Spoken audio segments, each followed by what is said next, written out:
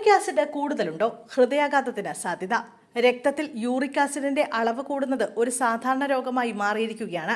Hyper യുറീസെമിയ എന്നറിയപ്പെടുന്ന ഈ അവസ്ഥ 40 വയസ്സിന് മുകളിലുള്ളവരിൽ കൂടുതലായി കാണാറുണ്ട്.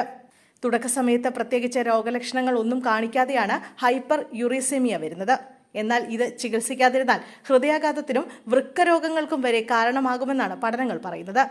യൂറിക് ആസിഡ് ശരീരത്തിൽ കൂടുതലായി കാണപ്പെടുന്നവർക്ക് പാരമ്പര്യമായി ഹൃദ്രോഗ സാധ്യത ഇല്ലെങ്കിൽ പോലും ഹൃദയ സംബന്ധമായ പ്രശ്നങ്ങൾ ഉണ്ടാകാൻ കാരണമാകുന്നുവെന്ന് പഠനങ്ങൾ സൂചിപ്പിക്കുന്നു. കൊളസ്ട്രോളോ ധമനികളിൽ കൊഴുപ്പടിയുന്നതോ മാത്രമാണ് ഹൃദയാഘാതത്തിലേക്ക് നയിക്കുന്ന ഘടകങ്ങൾ. ഇതാണ് പൊതുധാരണ. എന്നാൽ ഹൃദയാഘാതത്തിനുള്ള സാധ്യത കൂടുതൽ മേൽപ്പറഞ്ഞ കാരണങ്ങൾക്കാണെങ്കിലും രക്തത്തിൽ യൂറിക് ആസിഡിന്റെ അളവ് കൂടുതലുള്ളവർക്കും ഹൃദയാഘാതം സംഭവിക്കാമെന്നാണ് പഠനങ്ങൾ കണ്ടെത്തിയിരിക്കുന്നത്.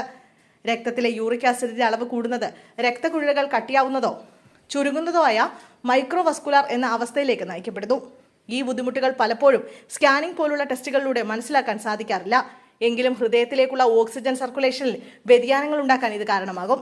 ഇത് ഹൃദയാഘാതത്തിലേക്ക് നയിച്ചേക്കും. ശ്രദ്ധിക്കേണ്ട കാര്യങ്ങൾ: പ്യൂരിൻ അധികമുള്ള റെഡ് മീറ്റ്, കരൾ പോലുള്ള അവയവങ്ങളുടെ ഇറച്ചി, ബേക്കൺ, നെത്തോലി, മത്തി, കക്ക തുടങ്ങിയ ഭക്ഷണങ്ങൾ ഒഴിവാക്കുകയോ കുറയ്ക്കുകയോ ചെയ്യുക. ഈ ഭക്ഷണങ്ങൾ ശരീരത്തിലെ യൂറിക് ആസിഡ് ഉൽപ്പാദനം വർദ്ധിപ്പിക്കും.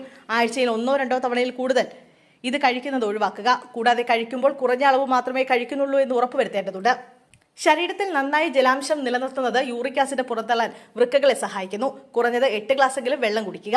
വെള്ളത്തിന് പുറമെ നാരങ്ങ, കക്കരിക്ക, ഇഞ്ചി എന്നിവ ചേർത്തുണ്ടാക്കുന്ന ഡിറ്റോക്സ് വാട്ടറും നല്ലതാണ്.